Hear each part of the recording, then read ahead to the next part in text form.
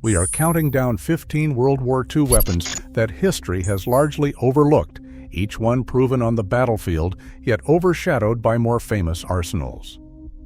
From tactical inventions that let infantry strike at a distance to daring last resort devices born out of sheer necessity, these solutions reveal how far soldiers would go to survive and adapt.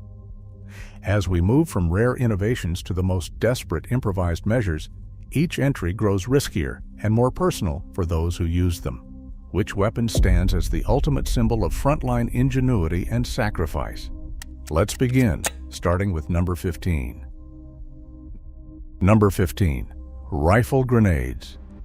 Infantry squads in World War II often faced enemy positions just out of reach of their standard rifles.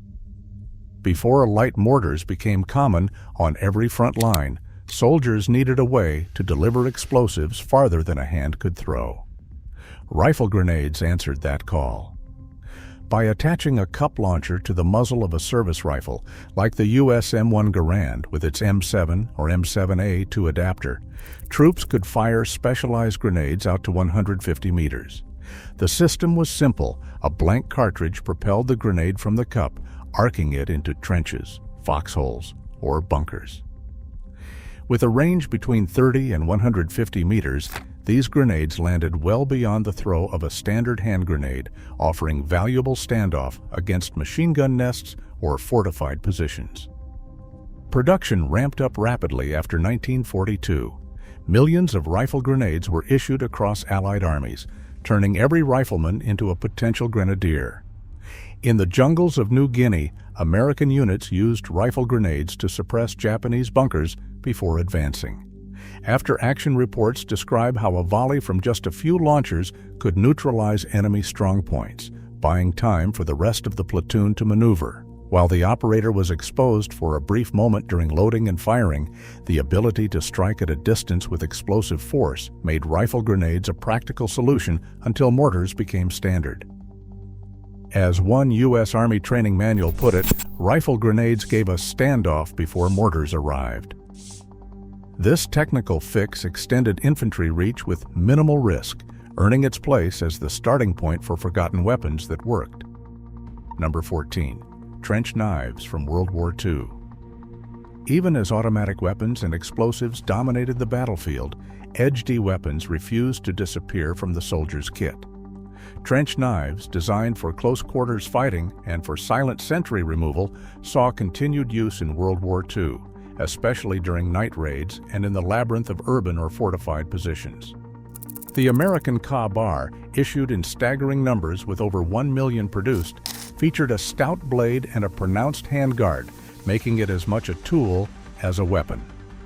In contrast, the British Fairbairn Sykes fighting knife, with its narrow double-edged blade, was favored by commandos for its speed and precision in hand-to-hand combat. Official reports from the Anzio campaign in 1944 describe how U.S. Marines and U.S. Army raiders relied on these knives when stealth was the only option. During one night assault, a small team slipped through German lines, eliminating sentries with blades before the alarm could be raised. After-action accounts note that in these encounters, knives proved effective in up to 80% of silent kills, a grim statistic that underscored their continued relevance. But this intimacy came at a cost. The risk of infection from deep wounds, especially in muddy or unsanitary trenches, was ever present. Soldiers also faced the psychological burden of close combat, where every movement could mean life or death. By the war's end, the rise of submachine guns would push the trench knife toward obsolescence, but in the darkness of a 1940s foxhole or a city street, the blade remained a weapon of necessity and a last resort. Dense jungle and close-packed bunkers across the Pacific Islands forced American forces to rethink standard infantry weapons. Winchester Model 1897 and Model 1912 shotguns became essential tools for U.S. Marines clearing tangled undergrowth and tight defensive positions.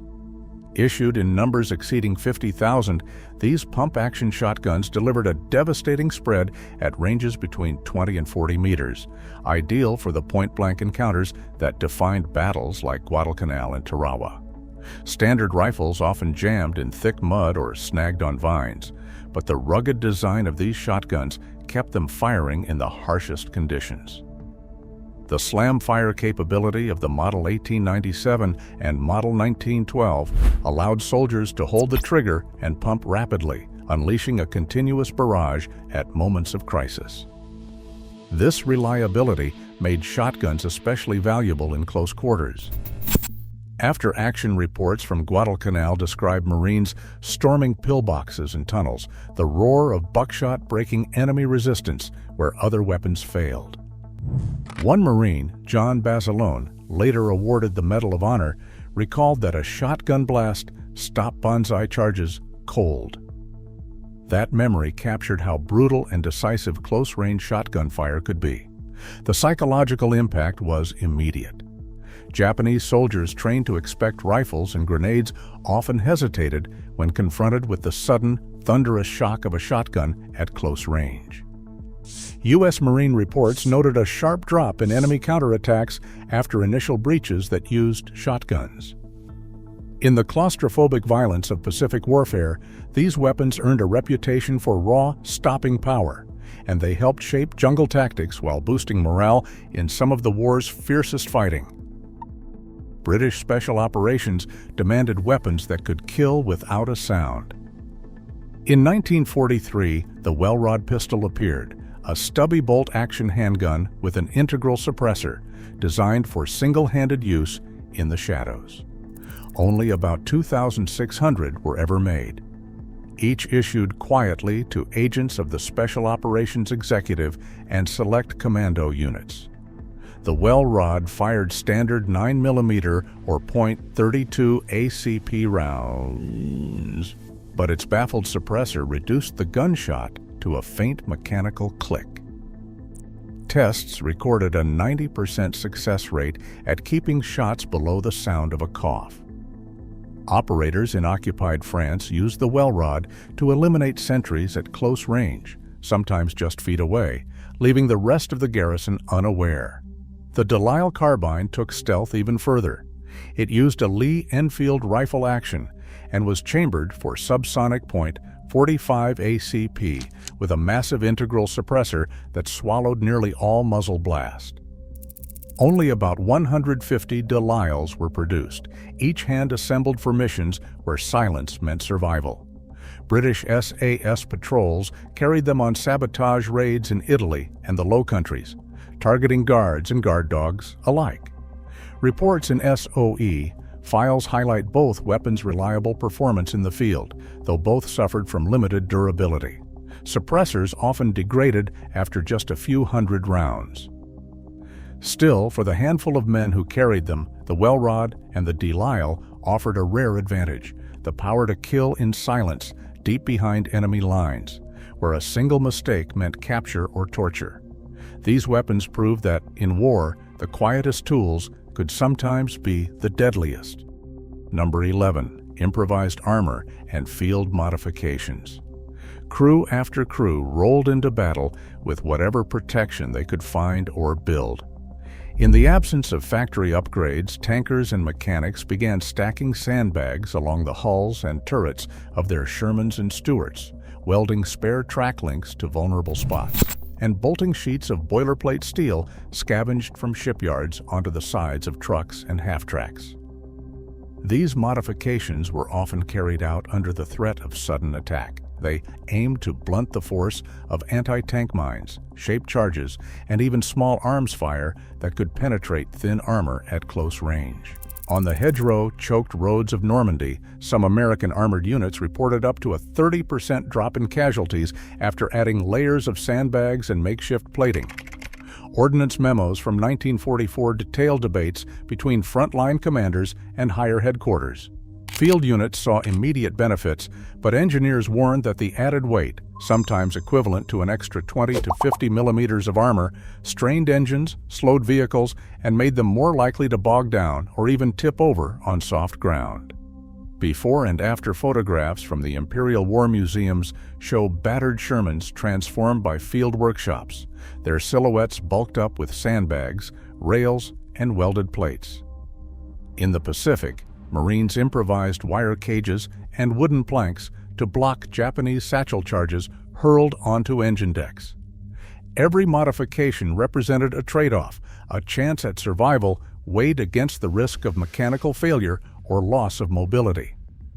For many crews, the promise of even a little extra protection was worth the gamble. These field modifications set a precedent for the desperate hands-on solutions that would come later, as the war's demands pushed ingenuity to its limits. Number 10. Submachine guns in urban combat. In the shattered remains of Europe's cities, the submachine gun became the weapon of the street. The British Sten, the German MP-40, and the Soviet PPSH-41 all delivered blistering rates of fire, anywhere from 500 to 900 rounds per minute. These compact automatics firing pistol ammunition were designed for one purpose: to dominate at close range, where rifle barrels caught on door frames and rubble. Production numbers soared as urban battles intensified. More than 2 million Sten guns rolled out of British factories, stamped from sheet metal and assembled in minutes. Soviet lines produced over 5 million PPSH-41s, arming entire battalions for block-by-block assaults. In the ruins of Stalingrad, Soviet assault groups stormed buildings with PPSH-41s blazing, their drum magazines spitting bullets through shattered windows and across stairwells. Engagements often unfolded at less than 50 meters, where a split-second burst could decide who controlled a floor, a hallway, or a whole building. German Panzer Grenadiers favored the MP-40 for its reliability and ease of handling in tight quarters. After-action reports from Caen and Hurtgen described how alleyways and cellars became killing grounds, with submachine gun teams sweeping through debris and firing from the hip.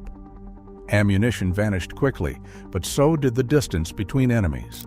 Tactical diagrams from the period show how entire doctrines shifted.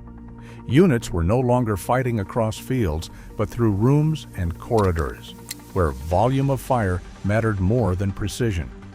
The submachine gun's rise in urban combat marked a turning point in infantry tactics, giving ordinary soldiers the power to overwhelm defenders at point-blank range. As cities became battlefields, these weapons, mass-produced and brutally effective, reshaped the close-quarters fight. Number 9. Booby traps and improvised explosives. Retreating armies and resistance fighters in World War II often left more than empty roads. They transformed the landscape into a hidden battlefield. Booby traps and improvised explosives became weapons of necessity, especially when conventional arms ran short or speed was essential. Combat engineers and partisans used whatever they had on hand: grenades wired to tripwires, artillery shells buried under dirt, or cans packed with explosives and shrapnel. Manuals from the era warned that up to 1 in 5 of these devices could detonate accidentally, a risk that haunted both the makers and the unlucky who stumbled across them. In the mountains of northern Italy, partisan groups like the Stella Rossa Brigade turned narrow passes into death traps for German convoys. On April 25, 1945, a single ambush using booby-trapped bridges and roadside charges destroyed 10 vehicles and killed dozens, delaying retreating troops and buying time for Allied advances. Diaries from these fighters reveal the constant tension. Every setup was a race against time, every device a gamble. The same ingenuity that crippled enemy columns sometimes claimed the lives of partisans themselves. Rushed placements, unstable detonators, and poor markings led to accidental deaths within their own ranks. The human cost did not end with soldiers. Civilian casualties, though far lower than in later conflicts, were an ever-present danger. In the chaos of retreat, some traps were left unmarked, and local families paid the price. Field reports estimate that 2 to 5% of incidents in Italy involve civilians, a grim reminder of the blurred lines between resistance and risk. By weaponizing the very ground beneath their enemies' feet, these fighters changed the tempo of war, but at a cost measured in both ingenuity and unintended loss. Number 8. Anti-aircraft guns used against infantry. Thunder cracked across the Tunisian desert as German crews swung their 88mm flak guns toward the horizon. Designed to bring down bombers at altitudes above 20,000 feet, these high-velocity cannons became infamous for a different reason: their devastating use against ground troops. In February 1943, during the opening hours of the Kasserine Pass battles, American infantry advancing across open ground were caught in the sights of repurposed anti-aircraft batteries. Flat trajectory shells tore through sand and flesh alike, cutting down over 100 men in just the first hour. After-action reports from the U.S. 1st Armored Division described the psychological shock. Soldiers pinned under a storm of high-explosive fire were unable to move or return effective fire. The 88mm gun speed and accuracy left little warning. Crews could fire up to 20 rounds per minute, each shell capable of shattering bunkers or vaporizing machine gun nests. Luftwaffe ground logs note that more than 20,000 of these guns were produced by war's end, with thousands diverted from air defense to direct fire roles. Infantry who survived the barrage spoke of the terror, the whistle of incoming rounds, the sudden eruptions of dirt and shrapnel, and the sense that nowhere was safe. Tactically, the decision to turn anti-aircraft guns on enemy troops was born from necessity. When artillery was scarce and armored breakthroughs threatened collapse, the 88 became a weapon of last resort and overwhelming force. Its presence on the battlefield forced entire units to scatter, halted advances, and left a lasting impression on those who faced it. The ground roll of the 88mm flak stands as a stark reminder of how quickly doctrine could shift in the face of desperation, and how even the sky's defenders could become a nightmare for infantry below. Number 7. Infantry carried flamethrowers. A column of Marines pressed up the volcanic slopes of Iwo Jima as the sun rose behind Mount Suribachi. Strapped to their backs, the M22 flamethrower gave each man the power to clear a cave or pillbox with a pull of the trigger. The weapon's design was brutally simple. A pair of pressurized tanks held gasoline, or later napalm, feeding a hose and nozzle that could project a stream of fire up to 40 meters. Once ignited, the fuel clung to anything it touched: walls, weapons, defenders, turning bunkers into infernos in seconds. Over 10,000 WW2 flamethrowers were produced for U.S. forces during the war, each one assigned to a small assault team trained for the deadliest jobs. On Iwo Jima alone, Marine reports counted 12 fortified positions neutralized by flamethrower teams in a single day's fighting. The German Flammenwerfer 35, used in Europe and the East, offered similar range and effect, relying on a hand-pumped ignition system and pressurized nitrogen to launch its burning stream. Manuals warned that a single bullet could ignite the tanks, and enemy marksmen learned to target the heavy pack first. For the operator, every attack meant closing to within grenade range, exposed to return fire and shrapnel, with only a thin steel shield for protection. Official after-action records from the Pacific describe how a flamethrower's first burst could break the will of defenders, forcing surrenders or silencing resistance in seconds. But the price was steep. Enemy fire focused on the man with the tanks, and casualty rates among flamethrower teams ran high. The weapon's effectiveness was matched only by the peril faced by those who carried it, an act of sacrifice that left a lasting impression on those who survived the assault. Number 6. Magnetic anti-tank mines. German infantry faced a grim challenge as Allied armor pressed closer in the later years of the war. The Hafthor-Ladung, a 3-kilogram magnetic anti-tank mine, offered a solution, but at a deadly price. Shaped like a squat cylinder and weighing just over 6 pounds, this device carried a powerful shaped charge and 3 magnetic feet.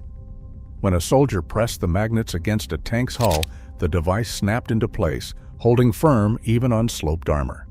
The design forced the user to approach within arm's reach of a moving tank, often under fire, to place the charge by hand. Once attached, the operator pulled a safety pin, started a short fuse, and had seconds to escape before the explosion. The shaped charge focused its energy into a narrow jet, boring through up to 10 centimeters of steel, enough to defeat most Allied tanks of the time. Manuals from the Bundesarchiv outlined the procedure step by step, but no amount of training could lessen the risk. In the chaos of urban ambushes or the hedgerows of Normandy, Panzer Grenadiers crept close, sometimes using smoke or cover to get near. Reports from the Eastern Front describe entire squads lost, attempting to disable Soviet armor with these mines. More than 100,000 Haftholudung mines were produced, but their use was always controversial. German commanders debated the ethics of sending men on missions with such slim chances of survival. By 1944, Allied tanks began applying anti-magnetic paste coatings to counter the threat. Still, for a brief window, the magnetic mine gave infantry a way to kill tanks without artillery, if they were willing to risk everything in the process. Number 5. The sticky bomb. Number 74, sticky grenade. In the summer of 1940, as the threat of German tanks crossing the Channel loomed over Britain, the War Office approved a weapon that looked more like a science experiment than a battlefield tool. Officially named Number 74, the sticky bomb was a glass sphere filled with nearly 3 pounds of high explosive, coated in a thick adhesive paste. A simple cloth cover kept the bomb from sticking to the user until the last moment. The concept was as desperate as it was direct. A Home Guard volunteer would pull the cover, press the bomb against the side of an enemy tank, and hope the adhesive held long enough for the fuse to burn down. Production reached over 500,000 units. 531,000 sticky bombs rolled out of British factories destined for Home Guard units and regular infantry. Training pamphlets and War Office test reports reveal a troubling reality. The sticky coating struggled in wet or muddy conditions, often failing to adhere to dirty tank armor. In some cases, the bomb would stick to the thrower's uniform or even drop harmlessly to the ground, leaving the operator dangerously exposed. Official records estimate that between 10 and 15% of training incidents resulted in accidents, sometimes with serious injuries. Despite these flaws, the sticky bomb filled a critical gap before more reliable anti-tank weapons became available. It gave untrained defenders a fighting chance, even if that chance came at close range and with no guarantee of success. The sticky bomb's presence in so many hands speaks to the urgency and improvisation that defined Britain's early war years, a weapon born of necessity, remembered for its risks as much as its intent. Number 4. Molotov cocktails used against tanks.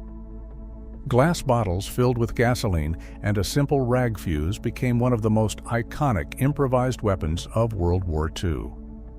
Known as Molotov cocktails, these makeshift incendiaries could be produced by almost anyone with access to fuel and empty bottles, turning kitchen supplies into anti-tank weapons. The chemistry was basic: a flammable liquid, a fabric wick, and the nerve to get close enough to a moving tank to throw. In the chaos of occupied cities, partisans and civilians alike relied on Molotovs to level the odds against armored columns. During the Warsaw Uprising in August 1944, Polish Home Army diaries describe how resistance fighters prepared thousands of these bottles in hidden workshops. On narrow city streets, fighters waited behind barricades as German panzers advanced. With a range of about 20 to 30 meters, a well-aimed Molotov could shatter on an engine deck, sending burning fuel through ventilation grills and immobilizing even the most feared tanks. Home Army reports detail moments when a single volley of firebombs halted armored vehicles at choke points, buying precious minutes for defenders and civilians to escape. Millions of Molotov cocktails were produced across Europe and the Soviet Union, often in desperate conditions.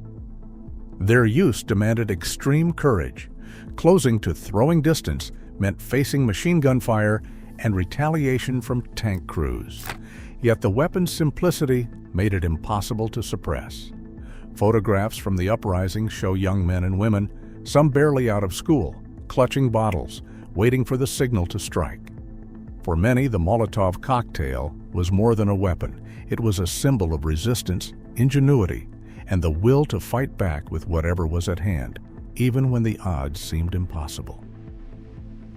Number 3. The Projector Infantry Anti-Tank Weapon, PIAT.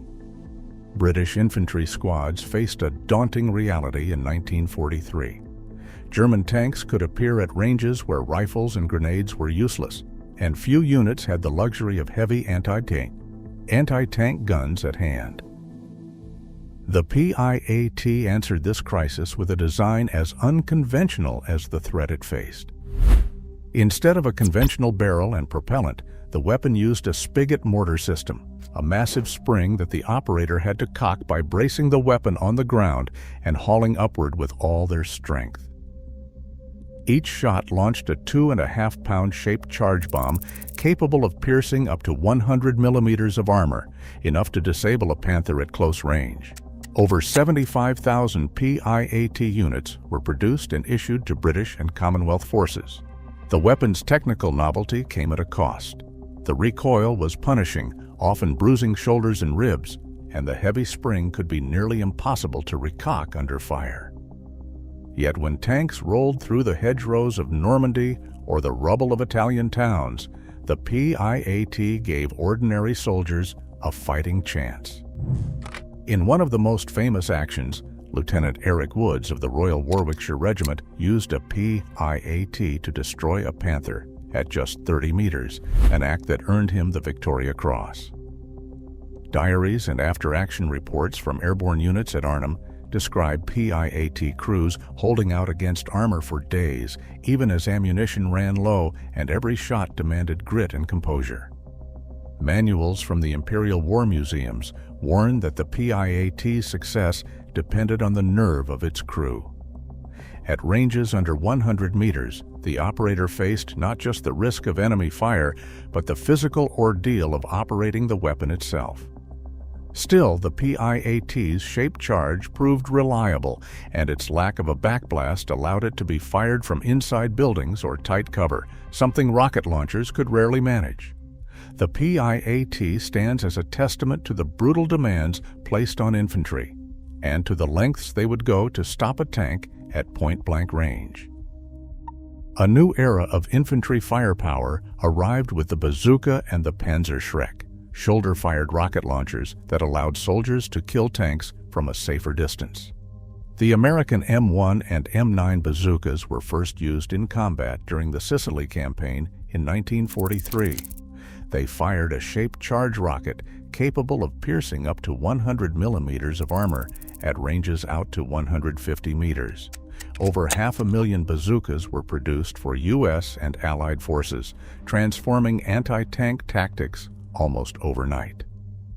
For the first time, a small team could ambush a German panzer from the side of a hedgerow or the rubble of a city street and have a real chance of survival.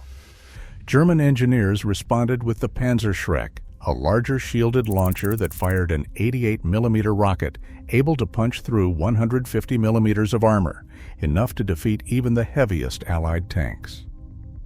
By the summer of 1944, Panzer Grenadier squads on the Eastern Front staged ambushes against Soviet T-34s, using the Panzerschreck to halt armored spearheads in the open and in the ruins of destroyed villages. Production reached nearly 290,000 units, and German after-action reports credited the weapon with stopping entire tank platoons in close-range engagements. Both launchers brought new risks. The rocket backblast could reveal the operator's position and burn unprotected skin. Training manuals warned crews to keep clear of walls and cover or risk injury. Despite these dangers, the Bazooka and the Panzerschreck offered a revolutionary leap. Infantry could now destroy tanks from cover at ranges that kept them out of reach of machine guns and tank tracks. This standoff capability changed the balance between tanks and foot soldiers, and it set the stage for even more desperate anti-tank measures as the war ground on. Number 1. Improvised and desperate anti-tank solutions. In the final battles of World War II, the race to stop enemy armor pushed soldiers to the edge of human endurance. When every other weapon failed or ran dry, infantrymen reached for the most dangerous option left: satchel charges and adapted depth charges packed with up to 20 kilograms of explosives. These were not factory-made solutions. In the ruins of Berlin, Soviet assault engineers stitched together canvas bags filled with TNT, fuses, and whatever detonators they could scavenge. The job was simple in theory: crawl up to a tank, wedge the charge under the hull, and light the fuse. In practice, it demanded a level of courage few could imagine. Soviet after-action reports from April 1945 describe entire squads assigned to this task. Operators crept through shattered streets, sometimes dragging satchels as heavy as a child, with enemy machine guns sweeping the rubble above. Diaries found after the battle record that nearly every man tasked with placing these charges was killed or wounded, and casualties approached 100%. On the Western Front, American and British engineers in the Ardennes and Normandy also turned to field-made satchels when anti-tank guns were out of reach. Some units even adapted naval depth charges, rolling them under immobilized Panthers or Tigers at point-blank range. The mechanics were brutal and direct. The operator had to get close enough to touch the tank, often under fire, with only seconds to escape the blast. In Berlin, Red Army veterans recalled crawling beneath burning vehicles, smoke and fuel pouring down, praying the fuse would hold just long enough. One Soviet sergeant wrote, "We had nothing but our bodies and the charge. If the tank moved, we died. If it stayed, maybe it died instead." No other weapon in this countdown demanded so much from its user. The satchel charge and improvised depth charge were weapons of last resort, born from necessity and paid for in blood. Their effectiveness was measured not just in destroyed armor, but in the willingness of ordinary soldiers to sacrifice themselves for a breakthrough. As the war reached its final desperate days, these improvised explosives became the ultimate symbol of total war, where victory or defeat rested on the courage of the man willing to crawl beneath a tank with nothing but a bag of explosives and hope. Across all 15 weapons, one truth emerges: necessity drives invention to its limits. In World War II's chaos, overlooked tools, many improvised under fire, became lifelines for desperate soldiers. That pattern reveals how survival in total war depended not on perfect arsenals, but on relentless adaptation. Even now, the most decisive weapons are often born from urgent need, not careful planning. In conflict, ingenuity is every bit as lethal as firepower.